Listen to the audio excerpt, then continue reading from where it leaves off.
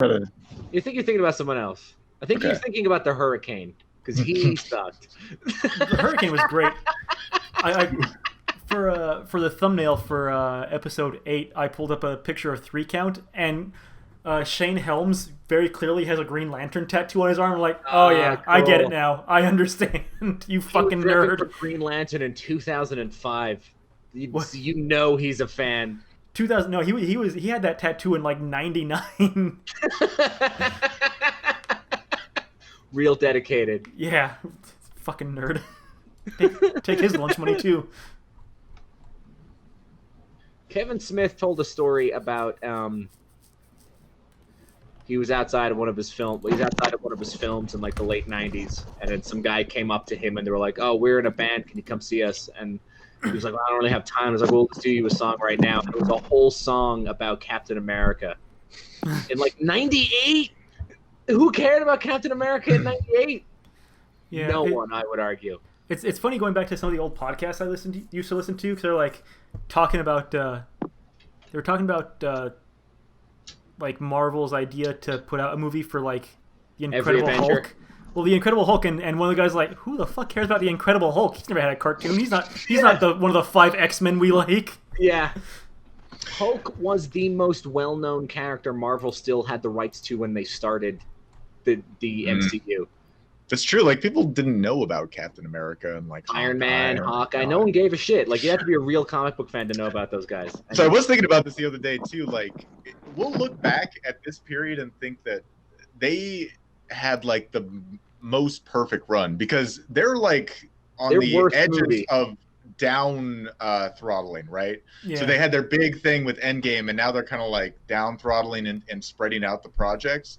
And that's right when Corona hits and everything's changed and like destroying other franchises. And if it would have hit during like Endgame, that would have been awful for them. That would have been real bad. But like they hit like the perfect window of hype, and they rode the wave of hype, and they stopped it like right at the right time. Like, and there's a big see that's where coronavirus came from. They wanted to have a good natural end. Fanboy hype. Oh my god. It's powered by fanboy hype. But now there's going to be enough time that passes between this and their next movie that people won't be sick of it anymore. They'll be happy to see it again. This is true, because I probably would go watch. Ingenious marketing strategy and plan from Disney. Yeah. Today, since the release, which came out first, Hulk or Iron Man? Hulk by like 3 months. Since which Hulk though? Okay, the MCU Hulk. Yeah, not Ang Lee Hulk. It's such a shame. It took them 3 Hulk movies to get one that people liked. And even that was a Thor movie. I like that old Hulk movie. No, I'm just strictly talking about the very first Hulk movies. They made with 3 of them. No, like the Ed Norton. The one with Edward Norton. Yeah. But and no, that was an MCU Hulk. That's the new one. Yeah, that's the MCU Hulk.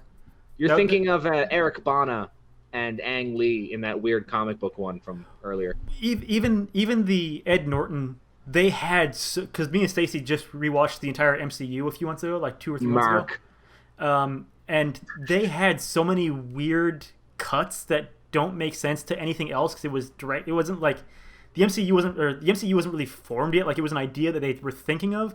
Yeah, and like no unifying style. Yeah, and it was super comic booky, the way things would like cut and slide in and like be a panel for a second, then expand out, and like, this is completely nerdy. If they would have continued this way, no one would have watched the rest of the MCU.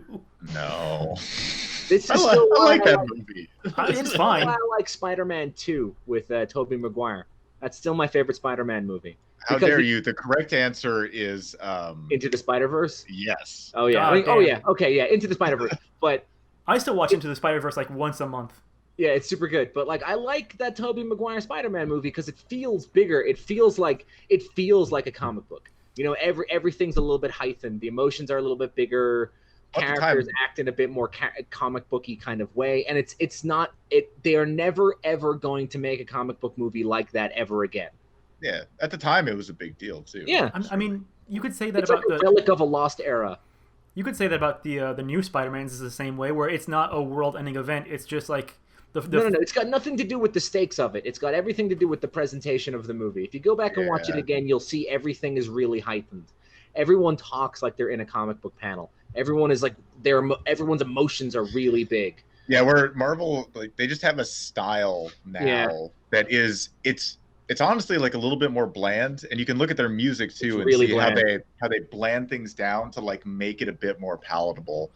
But DC doesn't do that, and you can note as much. They do it some, but like some of their earlier stuff wasn't so much of that, and it feels more comic booky. It also feels more shit. But I have a video essay I can send you about the music of Marvel, and like how it only got good in the last 3 movies. Well, they talk about the music of Marvel, and the reason it's that way is because like they talk about Marvel, but then they talk about a bunch of other movies as well, and it's because a lot of these directors want the music creators to put in placeholder music for while they're like working on things, and then after they've seen it like a dozen of times while they're cutting it and trying to get everything in, they say, okay, now make the music similar to the placeholder music we were using, because that's what I have.